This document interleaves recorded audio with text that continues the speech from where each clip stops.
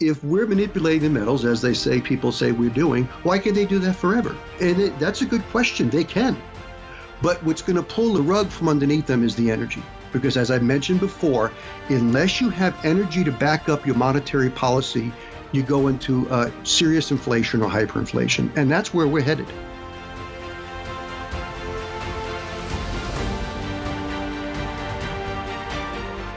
This is Dunnigan Kaiser, founder of Liberty and Finance. I'm now a licensed gold and silver broker for Miles Franklin. Call me directly for the physical gold and silver that you need at the best price with personalized private service from one of the oldest and best companies in the business. For fastest service, just call 1-888-81-LIBERTY. That's 888-81-LIBERTY. And either I or one of my sons and fellow brokers will call you back as soon as we can and understand your needs. Welcome back to Liberty and Finance. We have a returning guest that our viewers keep requesting, so I've got him back on. This is Steve St. Angelo. He's the founder of the SRS Rocco Report. He's a renowned expert on energy and its relationship to all things of our modern lives, including complexity, fragility of societies, the potential of upcoming upsets to our lifestyles and our livelihoods, and the financial markets. Steve, thanks for joining us again here on Liberty and Finance. Thanks, Dunnigan. It's great to be here. The last time we had you on, you talked about a book called A Forest Journey, talking about complex societies have been limited in the past and actually collapsed because of exhausting the local energy supply and having to reach out further and further and further beyond the extent of their empire to draw in consumable energy sources. And when those were exhausted, then when the energy was gone, the empire was gone. Can you talk to us about the latest reading you've been doing in that vein and why some of the estimates that officials have been looking at about peak oil or exhausting our petroleum energy supply, that sort of thing, may have been wrong? Yeah, and to go back from the past and to bring it forward to what's happening now. And you see, I think an important aspect that we need to understand when, like the late Bronze Age and the Roman Empire, what you see happen is you see as the empire or civilization advances, the population increases. And as the population increases, it tends to center more in the cities. And so as the population increases, it centers more in the cities and it consumes more. And so what started off being a very small population, even if you're cutting down trees for wood to smelt metals and build ships and all these different things to cook food, it's very small. But as the population increases and you get more people and more people and more people, you're cutting down an exponentially larger amount of wood. And even though wood can regrow, it regrows better in wetter climates. In the Mediterranean, it's harder. It's more arid. And so that's the problem. You start cutting down so much wood so quickly because your population is so great, it doesn't recover. And that's how you get to these peak civilizations, which were based upon wood.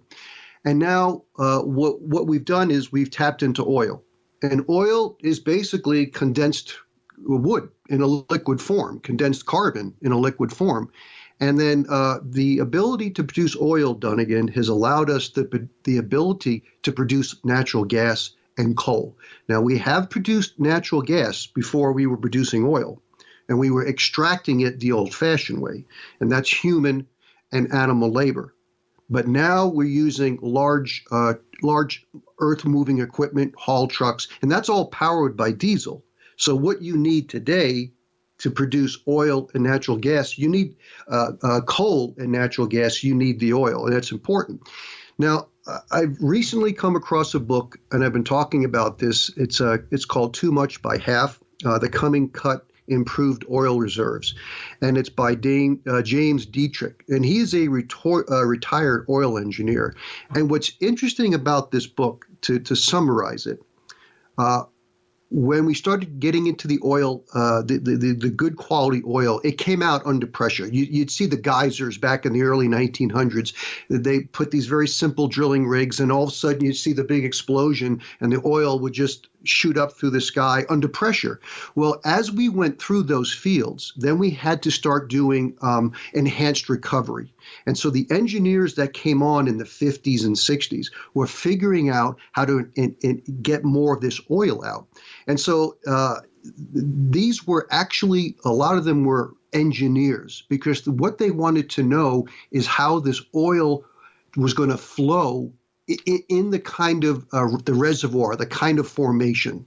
And if it was a porous reservoir, you could get more oil. And there was a certain way to do that. And so these engineers for like 40 years, they basically found out and worked on modeling how much oil was there and how it could flow and how you could get it out. Now, what's changed since about the 1990s, and what's interesting, James Dietrich in his book, he said towards the end of his career, they wanted to, companies that hired him to find out how much oil they had in this reserve, they wanted to switch from what he was doing to this OOIP, which is oil originally in place. And that's when geologists took over. It kind of transitioned from engineers figuring out fluid dynamics out of a reservoir to how much oil's in place.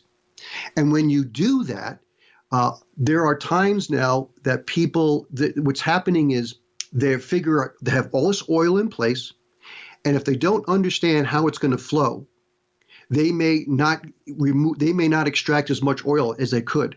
And also they're overstating their reserves because they're saying there's all this oil in place. And so they're overstating the reserves, and there's also overstating the assets.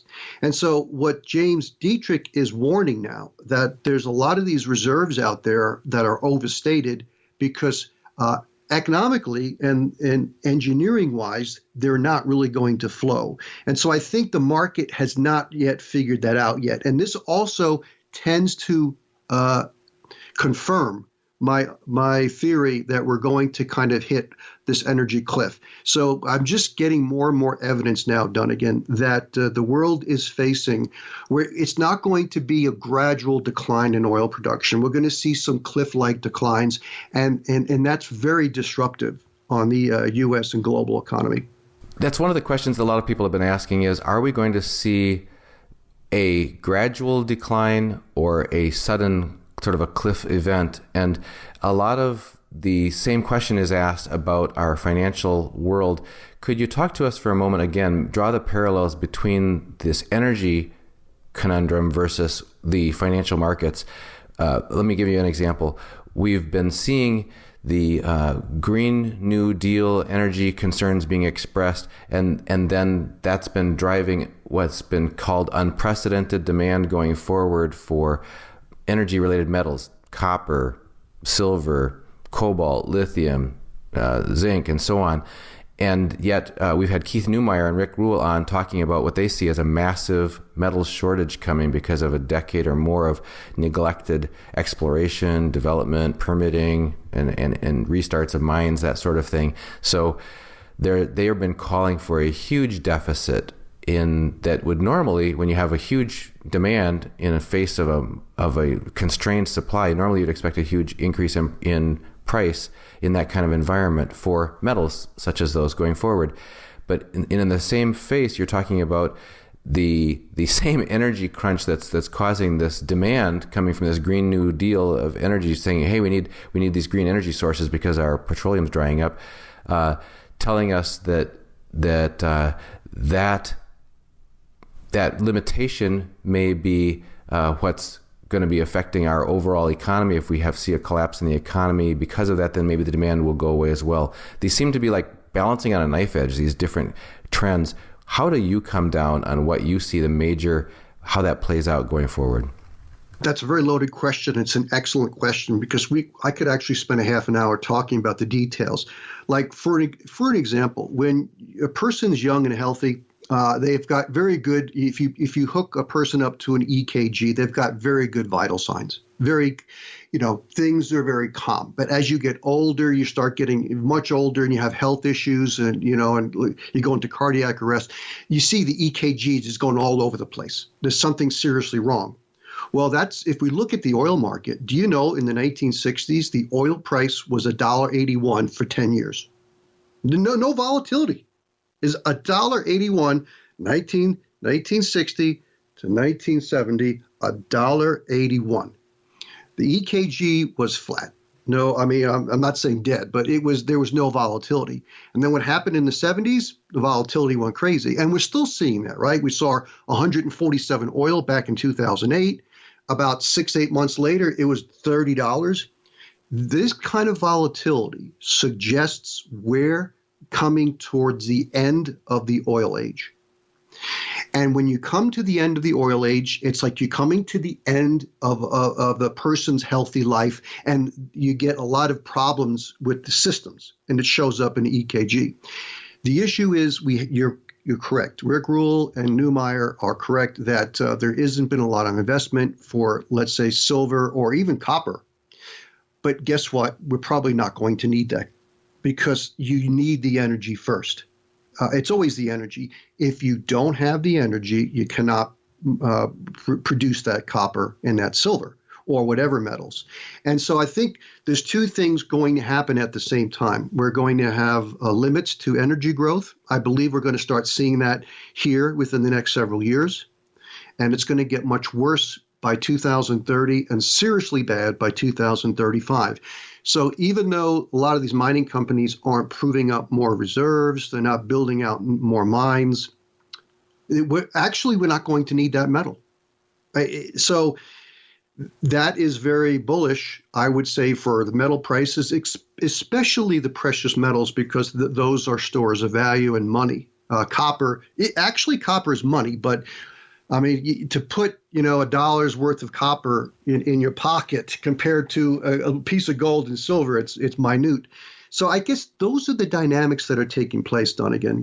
And I think while many different specializations, the economists, the financial people, the mining industry, the housing market, the automobile market, they all kind of know what's happening in their markets. They tend to not understand what's happening with energy. And so you have to understand the energy to see how things are going to play out, because energy drives the global economy, not finance. And still a lot of people don't understand that. Walk us through maybe the next half year to a year at least on what your outlook is for energy, and then draw the implications from that over into the rest of the economy and metals. Well, the 6 to 12 months, first of all, I tend to think we're going to see actually lower prices because the world, since the pandemic was shut down the economy and then it was turned on, we had this huge problem with the supply and demand, and it's still trying to catch up. And so what that did is it pushed these prices up much higher. And so a lot of people are saying that's monetary inflation. I believe more that is the dislocation of the supply and demand situation that's going to continue to work out, especially now that a lot of that stimulus has already made it into the market. We're not going to have that in the second half of the year, and we're not going to have that in 2021 unless they do more stimulus, and I doubt they will. So I think the issue is we actually may see U.S. oil production actually creep higher a little bit towards the end of this year and into 2022. But I think over the next several years, by 2025, we're going to start seeing big declines in U.S. shale oil production. And I've actually seen a chart where Russia is going to start peaking in production as well. And they're doing a lot just to maintain their production. And so I saw a chart from Russia that by 2030, they're going to lose 20-25% of their oil production. And that's just Russia, because you got Russia, U.S., and you got the Middle East. And those are the big ones. So I know U.S. oil production is going to fall 75% shale production by 2030. Help us out. Can you slow it right down there? You said you talked about reductions in Russian oil production, reductions in the U.S. Help us understand why. Well, because what Russia is doing is that their main fields are in Western Russia, in Siberia. And what they've been doing is they're doing what Saudi Arabia is doing. When Saudi Arabia went into their large oil fields like Ghawar, they drilled these simple wells, and they had all this oil, 500 million barrels a day from Ghawar. That was the largest oil field in the world. Well, to maintain oil production, they've been injecting water, and we're talking 6-7 million barrels a day of water. And then they have these gas oil separation plants all over Saudi Arabia to remove the water and get the oil and gas. Well, what happens is when you flood water into a field that's highly porous, the oil goes to the top, right? You put oil on water, it goes to the top. So what they're doing is they're drilling wells, and as the oil goes to the top, the well that they drilled, the horizontal well, they cap it because now they're getting too much water because the oil is depleting from the bottom up. Well, this is what's happening in Russia. They're doing similar. They're doing horizontal wells, and they're actually doing a lot of infill drilling, and that's how you enhance more oil. But that can only go on for so long. And the U.S. is doing kind of the opposite. We're going down a mile to get to this very expensive shale, and then we're doing the horizontal wells. And that declines 50% a year. So when you add up all these dynamics, and you understand that the Middle East inflated their oil reserves in the mid-'80s by 300 billion barrels, so these different countries can actually increase their export quotas on no new drilling. When you add all these dynamics up, it's almost a perfect storm for the energy cliff to start to hit in this decade. And likely we're going to see that by 2035. And so I kind of look at things more on a 5 to 10 year timeline plus, but to me, over this next 6 to 12 months, I think this inflation that we're seeing now is going to actually moderate, and then we could see let's say a correction in the markets. We could see lower commodity prices. Look at lumber. I mean, lumber hit $1,750. Now I saw it yesterday; it was $712. So, and I think we're going to see the same thing with steel that hit $1,800 for steel. And analysts in the steel market are already saying the same things. They're saying by the end of 2021 into 2022, you're going to see steel prices where they were before the about where they were before they shot up. And so I think we're going to continue to see that, especially as I think the U.S. economy is going to get weaker in the fourth quarter and into 2021. That's just the short term. But as these energy problems start to kick in 2 and 3 and 4 years, it's going to change that dynamic. And that's when we're going to start seeing more inflation, especially as these countries, Western countries, go more towards green. They're going to use a lot more of silver and copper and all these different metals. And I think that could be very inflationary just on that aspect alone, not including investment demand. One thing that struck my ear a few minutes ago, you said, unless they do more stimulus, and you doubt they will, I think you're probably talking about the grassroots sending out of checks to individual citizens, that sort of thing. But just yesterday, we got a report from the White House and from the Congress that the $3.5 trillion is reached for domestic infrastructure package. They say it's incomparable with the new deal of the 1930s. So isn't that the next wave here that's going to hit sooner than you're saying, not years out, but weeks or months out, of huge domestic spending?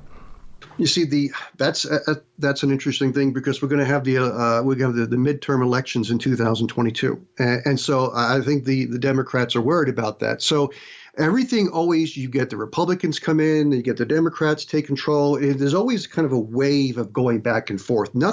There's no control of one party for let's say for 10, 20, 30 years. It tends to go back and forth. I think, Roosevelt during World War II was an exception, but that infrastructure program policy, that system, I don't think it's going to be the extent that they want it to be. And it's over a period of time. So it's not going to be that inflationary I think, overall. Yes, it's going to impact the market, but here's the difference. I think people need to realize this, and I'm going to say this over and over again. It wasn't Roosevelt's New Deal that got the United States out of the Depression. And some people agree with that. They said it was the World War II that really turned on the U.S. mighty manufacturing might. And I say both of those reasons aren't the reasons. It was the massive increase in U.S. oil production. We were the Saudi Arabia of the 20s, 30s, and 40s. If it wasn't for the U.S. Huge increase of oil production, the Allies wouldn't have won the war. So we were building a Liberty transport ship a day, and you can't do that without energy. So when we had the financial crisis in 2008, 2009, what did the Fed do? The Fed came in, we had the TALF and then QE. Well, those policies can work if you get the energy to back it up, Dunnigan. And what did we have? And since 2009, the U.S. shale oil industry brought on 8 million barrels of shale oil production. So you had the energy to back it up. Well, now that playing card is over. We're not going to get another 10 million barrels a day of oil production growth in the world in the last 10 years, which most of it came from the U.S. and Canada. We're not going to have that. This next decade is going to be a big struggle. And so not only are we not going to have growth, I think we're going to start seeing declines. So when you start doing monetary policy, whatever it is, it doesn't work as well. And the perfect example, I keep mentioning this, is Venezuela. When you do monetary inflation, or when you actually print money, and that's what they're doing, that's different than what the Fed's doing. The Fed is not printing money. The Fed is taking the money supply off the market, which is actually deflationary and is destroying the U.S. economy over time. But the Venezuelan government did this inflation, and their oil production collapsed. And guess what? So did their coal and electricity production. So when you don't have the energy to back it up, then you have hyperinflation. And so this is the dynamic I see that's going to play out in the U.S. and other Western countries around the world as this energy problem really starts to hit in this decade. This is fascinating, and it's so difficult for ordinary people to figure out which of these countercurrents is the one that's going to prevail, because we just seem to see pressures building. And maybe that's what you were talking about earlier, is the volatility rather than stability at a time when there are reserves and that sort of thing, and there's enough inventory of both commodities and energy and everything to kind of cover the need and dampen out. We're seeing these extremes, and people are just feeling that things are at a tipping point, are going to lurch one way or another. It's very difficult for the ordinary person to understand which way it's going to go. You've been talking about a big potential pressure building on the technical charts in precious metals as well. You look at a lot of different kinds of charts. You shared some with us here. We'd like to put them on the screen and let you tell us what you see in terms of potential breakouts to the upside or risk to the downside in that arena as well. There are two charts I'm looking at. I look at the monthly chart. And if you look at the monthly chart, and I've looked on Twitter and the Wall Street Silver, a lot of the precious metal analysts are showing that this it's called an ascending triangle. And what that is as the candlesticks move up, when they come back down, they come back down lower. And so the bottom is this rising trend line, and that's what they hit. And then the top is more of a flat. So you have this ascending triangle. Now a descending triangle, we have the flat on the bottom, and then you have the trend line coming down. That's typically bearish, because once it breaks that flat line, it really falls. Where on the other hand, an ascending triangle, when it moves up and it breaks that flat line above, then it's very bullish, and we can see, and that's actually happened. That happened back in that's what the silver price broke out when and we saw that break out in 2020. That it broke above that ascending triangle, and gold did the same thing. So right now, silver, the price is right at the bottom of this rising trend line. Where it needs to be is at the top. And if it breaks above that top line and it closes above it, you see, it has to close. When it closes above that 50 or $1 above it, that's a very good sign. But I've looked at this ascending triangle, and it's been hitting the bottom more than the top. And if we kind of understand my analysis suggests that we're going to see more weakness due to the problems with the economy are still bad. We still have a lot of unemployed people and getting on the stimulus, and when that gets cut, when the pandemic stimulus gets cut, a lot of this is going to hurt the economy, and so I think the problem is we could, if that breaks below it, then we're going to see weaker prices on the short term. But I don't know either way yet, and so if we do get a nice move here. We did have the high CPI consumer price index reading for June. So if we get a high movement in the silver price and it breaks above it, then we could see higher prices. But if I look at all the fundamentals, and I also told you about the Indian silver imports, they have just dried up. And India is a main, it's a very large factor or key dynamic in the silver market. And they actually import about 5,000 to 6,000 metric tons of silver a year. That's what they normally do. Dunnigan, it's only been 100 metric tons in the first 5 months of the year. That's basically zero. So even though we could say that the price of the metals are manipulated, people say there's manipulation and it's weak. I think there's some underlying fundamentals that are suggesting that there, in some aspects of the silver market, there is weakness. And if I want to be objective and I want to look at all aspects of the silver market, there are some weak aspects that are not pushing the price higher. And that's more, I think, due to fundamentals right now. A lot of people who've been critical of technical analysis based on these charts and that sort of thing say you can't do technical analysis in a market that's being managed. There's been a lot of questions about whether precious metals prices are being assisted by the Federal Reserve and the Treasury promoting their narrative of basically all is well in the economy, and also being able for those who large players to be able to amass physical silver, whether that's and gold, whether that's central banks or large financial holders. What incentive is there if this suppression has been happening for it to end? And also, what is your view of how that, whether you can even do technical analysis in a managed market? Okay, let me give you a broad answer. I went back and did the Homestake Mining, was the largest gold producer in the U.S. And they made a lot of money towards the end of the 1970s when gold hit 850. It averaged $612 for 1980. And Homestake Mining, their operating margin was 55%. I mean, that's high. Typically operating margins are going to be 20, 25%, 30%. That's what they typically are. And sometimes on when you have recessions, then operating margins fall. Well, the silver operating margin was even higher. It was like 60% because silver really shot up. Well, when you understand that dynamic, well, do these companies continue to make 55, 60% operating margins? No, traders kind of figure it out and say, wait a minute, there's too much profit in the gold mining industry. The gold price is too high.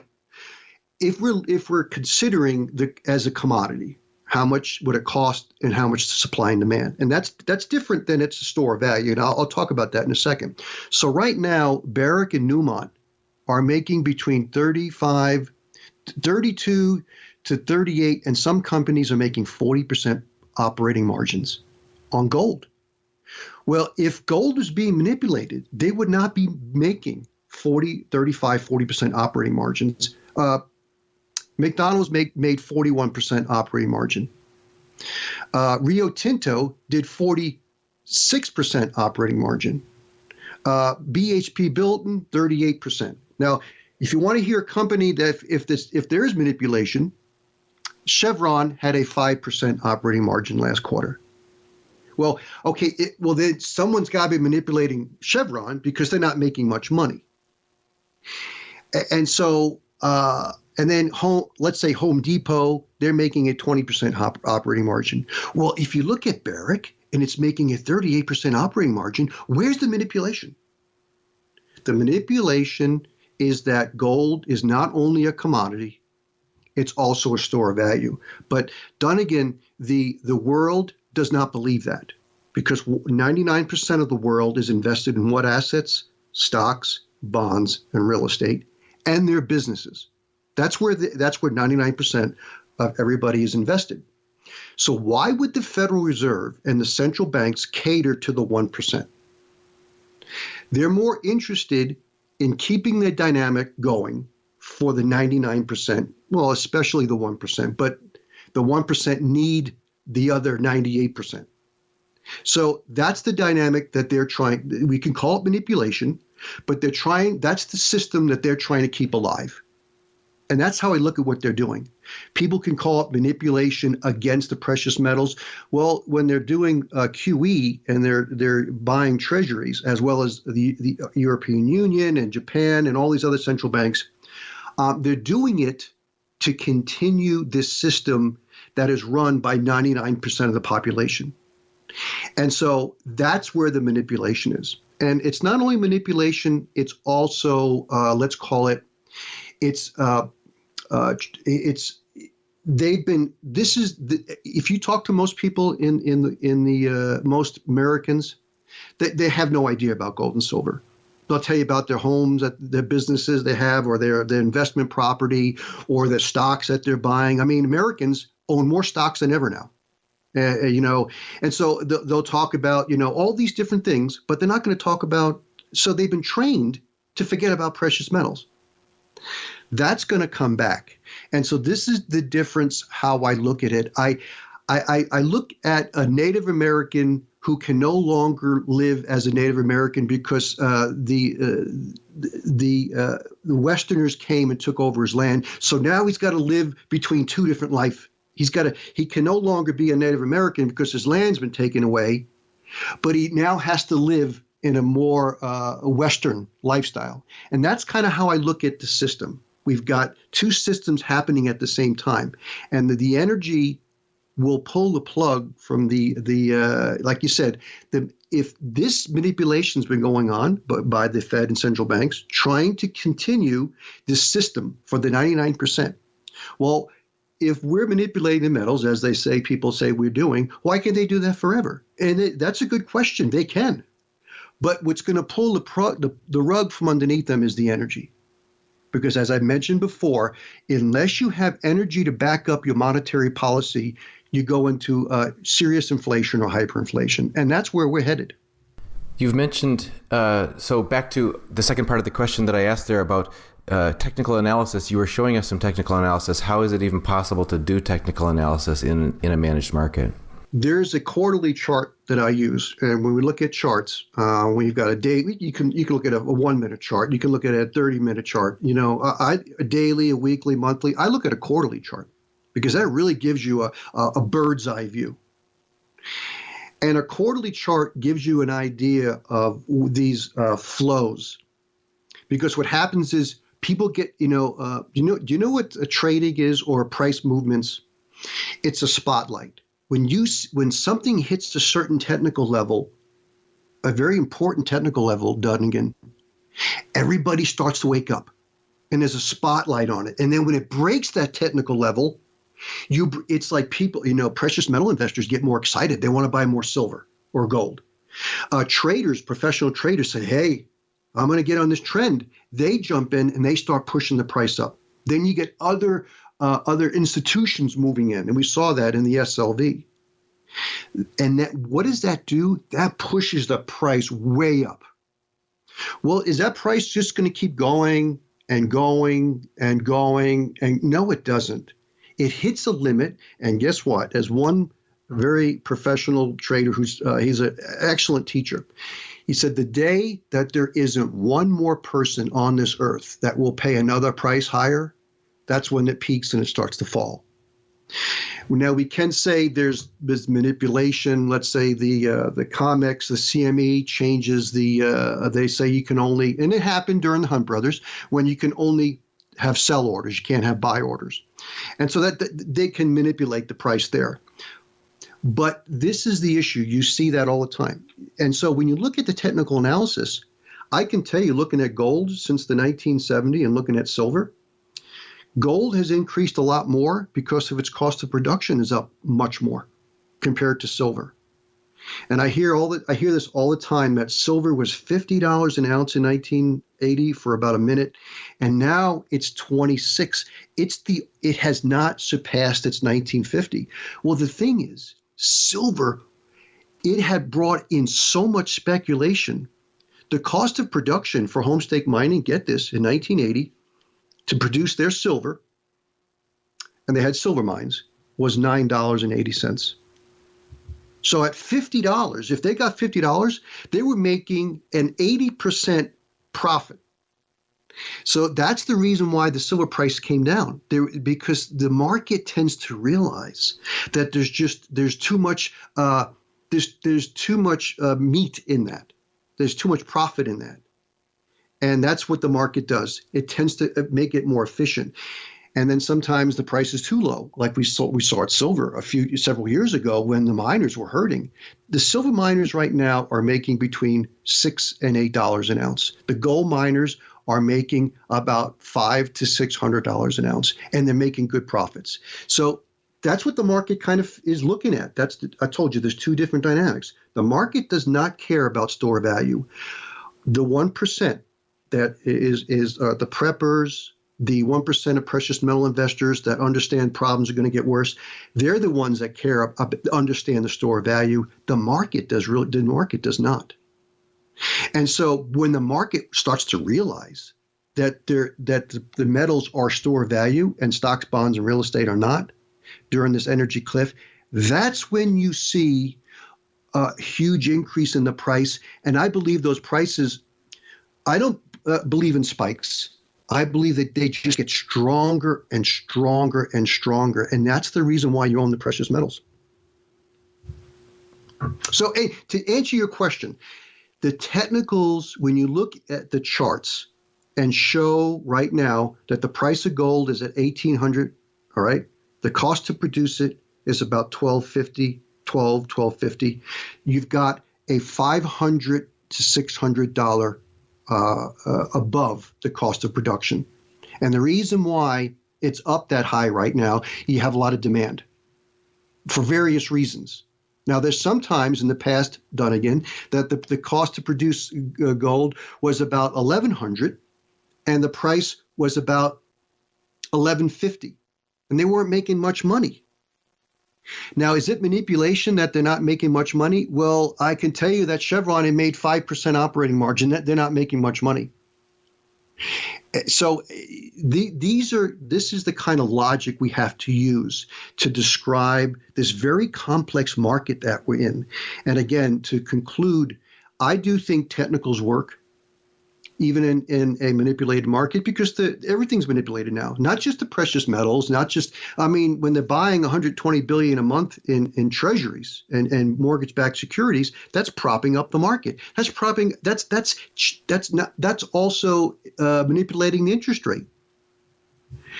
Because I think the real interest rate would go much higher if the Fed was not taking these treasuries off the market and actually increasing the demand for treasuries. And so that's a manipulation. So it's impacting everything.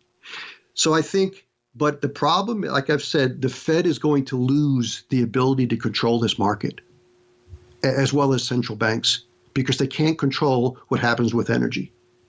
Back to the topic of energy, there's a couple of viewers' questions. One is about your opinion on coal and natural gas being able to power our electricity grid in the U.S., and I guess I'll throw in there versus alternative energy sources, since this whole push for a Green New Deal from the administration. Since about the 1800s, when Britain started going into coal, and there's a reason why Britain was a superpower, even after it lost the U.S., America, lost the war to the Revolutionary War, is because they were able to tap into coal, and instead of using wood to smelt iron, they were able to use coal. And it was a very important technological improvement to use coal to smelt iron. And they actually had a 50-year head start before the rest of the world started to understand this technology, to take coal. So coal was our main power source after wood. And that was back in 2010, Dunnigan, coal was 46% of the United States electricity generation. Natural gas was about 24%. Now coal is 19% of our power, and natural gas is almost doubled its 41%. You see that's the dynamic has changed. Coal is a very let's say stable, safe base load power, and nuclear is a very stable base load power, but it's not really safe. We've had problems with nuclear. Coal is more safe, but when you're removing this base load power and you're transitioning to natural gas, and you need more natural gas when you transition more to wind and solar, because what's the problem with wind and solar? Sometimes the wind stops blowing and then the sun goes down and you have no solar. So that's when you have to increase natural gas, and you can do that with natural gas. You really can't do that with coal. And so the natural gas and coal are an important part of our electric generation as well as the rest of the world. But I think as we put more wind and solar on the system, and get this, the U.S. wants to increase its wind and solar from 12% this year, 2020, to 29% by 2030. That is what we saw happen in Texas during the freeze, and the wind system, the wind power really collapsed. We're going to see major problems with wind and solar. And so natural gas is the only thing that can really help that situation. But I think we're going to start having problems with natural gas production, because a lot of that natural gas production declines very quickly too. So to answer your question, I think the world has transitioned from very stable base load power to very just in time, because natural gas is just in time. A coal plant in the United States has about 90 days worth of coal. There's about 30 days worth of natural gas in the United States. And then if it freezes, then you had problems with Texas. You can't get the natural gas. So we've switched from a longer term baseload power system to a more just in time. And what's even worse, Japan, they shut down a lot of their nuclear power when they had Fukushima, and then they brought on a lot of wind and a lot of solar. Now they had to bring on natural gas. And what they're using is liquefied natural gas. And they have to store liquefied natural gas, and you can't store a lot of it. So they had a huge increase in liquid natural gas prices in February when they had a record cold snap. And the problem is that's even worse than natural gas, because you have to get the natural gas, you have to make LNG, and that's very expensive to do. Then you've got to ship it, and then you have to unload it, and then you got to store it, and it's very expensive. So we're transitioning to an energy system that's more just in time, and it's going to be more problematic. And we're moving away from more base power that's secure. And I think these are the dynamics that are also going to be a part of this energy cliff. That's exactly what this leads into, is another question from a viewer. Steve, when this energy cliff is emerging, how can regular people protect themselves? Grow your own food, solar panels? Well, I think I sent you a video of the idea that renewable wind and solar is renewable. The wind is renewable, it blows, and the sun's renewable, it shines. But the wind power and solar power panels are not renewable. Matter of fact, most of them are thrown away. And I sent you a video of this company that just demolished 90 Mitsubishi 1 megawatt wind turbines. They didn't take a crane, and they didn't take them apart, save the blades, save the components in the turbine. They just blew them up and they knocked them over, because they're going to repower them with larger wind turbines. And then you can't even use the big cement platform that housed the other wind turbine steel unit that holds the turbine, because now the spacing is bigger and you need a bigger cement footing. So to go up to a more powerful wind turbine, they had to destroy the whole thing. And so this is the problem with trying to use solar panels. If you want to, you can get about 20, 25 years out of solar panels, and that's a good idea. Because I think in 20, 25 years to replace those, it's going to be very problematic. We're not going to have the energy to be replacing solar panels. So, but if you want to use that to have some electricity, sure. I think when this energy cliff starts to happen, what I see done again is what happened during the pandemic, when people started to move out of the city because they shut them down. And so why would you want to be in a city if you can't get food? So we start seeing a whiff of that, and people started moving to the suburbs to get away from the city. Well, I think as the energy cliff hits, we're going to see that mass exodus happen more toward the country. So to me, it's the country, living in the country on a modest home that maybe you could use wood to heat, and where you can grow some of your own food or a good percentage of your own food. You have to get in control of your energy. That's what you see, you can't depend upon that energy that's been delivered. That was a high quality energy. That's going to get problematic. So you have to limit your energy consumption. Big McMansions are going to be a disaster because it takes so much to heat and cool and run them. And so I see over time, and this is not going to be tomorrow or next year, but over time, 5, 10 years, I see the real estate market being in big trouble. What's happening now, we're going to see the exact opposite.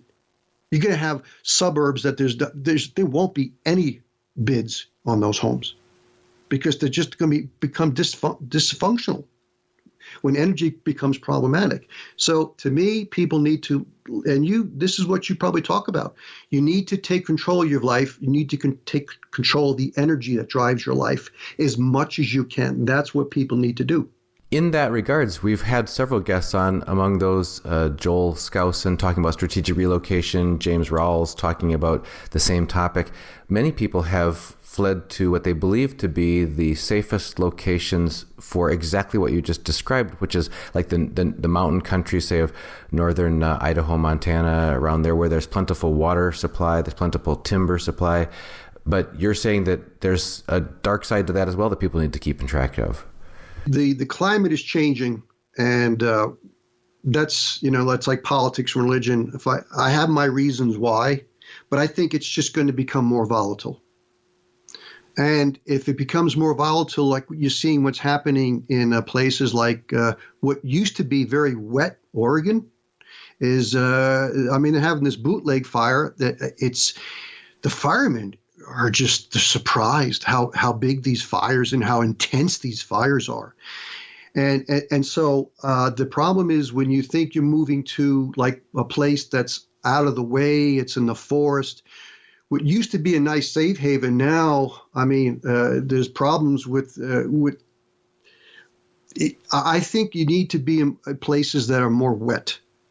And like the Southeast or the Northeast. But, when I think places 10, 15 years ago, you wouldn't have to think about it, but you have to think about that now. I think the, places that have more ample rainfall than others are probably wiser. And so I think I'm going to be talking more about that on the website because I think that the West Coast is going to get much more drought conditions. And we saw that in the late Bronze Age. They said the drought got much worse. Well, you know what? People want to say it's not humans. But if you cut down 100 million trees, half of that tree is water. And half of that tree was storing water. And half of that tree, and that tree was able to moderate the water. But when you cut all those trees down, you've screwed up the way the water is being moderated. And so then you have much more extreme droughts. And this is part of the problem that we're dealing with. And then when you cut the trees down, you have more water vapor. and you get really dry areas and you get really wet areas at the same time. And so this is the dynamic that is playing out. And so some places you can get 5, 6, 10 times the amount of rainfall it normally gets. And some places you'll get half or a quarter of the rainfall that you need. These are the dynamics that are also going to play out over the future, unfortunately. It's interesting. We've interviewed Joel Salatin from Polyface Farms in Virginia. And one of our earliest interviews with him, he talked about a very intriguing concept. He said, humans need to think about what their relationship with raindrops is. And what he went on to expound on that was that as we've taken over urban areas and developed suburban areas and covered everything with asphalt and concrete and have huge drainage ducts to duct water away from metropolitan areas because we don't want the flash flooding, that sort of thing, we're basically exacerbating the kinds of extremes that you're talking about rather than having the vegetation and everything that holds the moisture that arrives there locally and stores it up and moderates it as you're describing within the balance of nature. Steve, there are so many topics here. We've just briefly scratched a half a dozen or so major topics. This is always going to be fascinating for our viewers. We appreciate your perspective here. It goes counter to a lot of the emphases that we've been hearing recently, and we'd like to have you back on soon. Before we let you go, we want to make sure people know from you how they can find you and follow your work. Thanks, Don. Again, I'm at the srsrockreport.com website, and we've got some free member articles we put out, but we do a lot of silver and gold articles where I go into the details. And I have to say, I think the difference from the way I look at things, like there's these folks that are deflationists, David Rosenberg, Stephen Von Meter, Lacey Hunt, and Jeff Snyder. They're seeing more of a disinflation short term. Now, what's interesting, when I listened to David Rosenberg's last interview he did with Hedgeye, at the end, they asked him about gold. He goes, well, right, he's a big believer in gold. He says with the problems, the geopolitical problems, things we're going to have in the future, he sees gold and gold mining stocks as a core of a person's portfolio.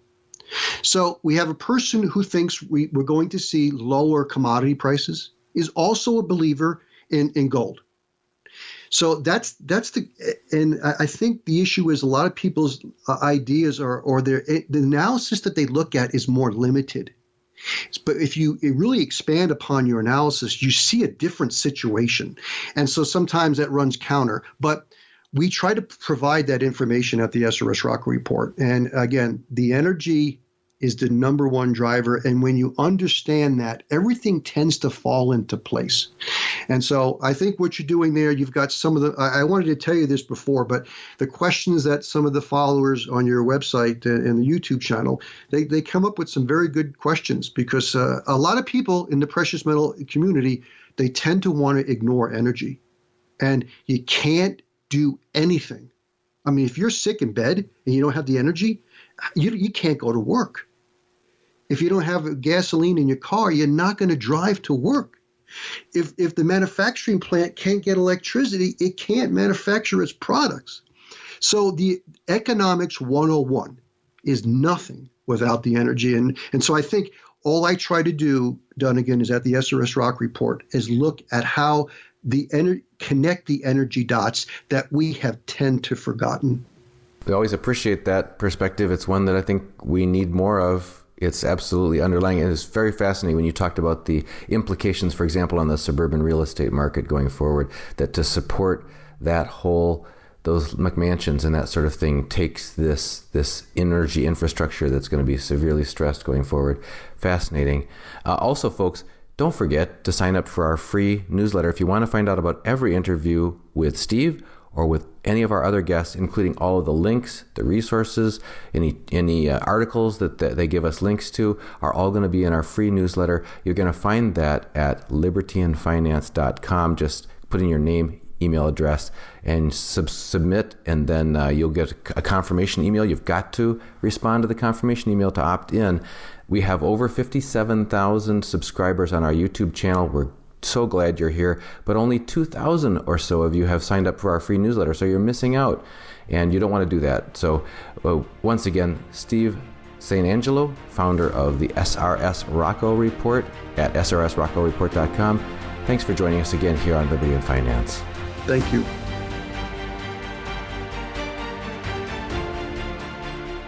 This is Dunnigan Kaiser, founder of Liberty and Finance. I'm now a licensed gold and silver broker for Miles Franklin. Call me directly for the physical gold and silver that you need at the best price with personalized private service from one of the oldest and best companies in the business. 31 years strong, A+ rated by the Better Business Bureau, 0 complaints, licensed and bonded. For physical delivery, vault storage, or precious metals IRAs, excellent prices, privacy, and confidentiality. Pay by check, money order, ACH, bank wire, or Bitcoin. Satisfaction guaranteed. For fastest service, just call 1-888-81-LIBERTY. That's 888-81-LIBERTY. And either I or one of my sons and fellow brokers will call you back as soon as we can and understand your needs.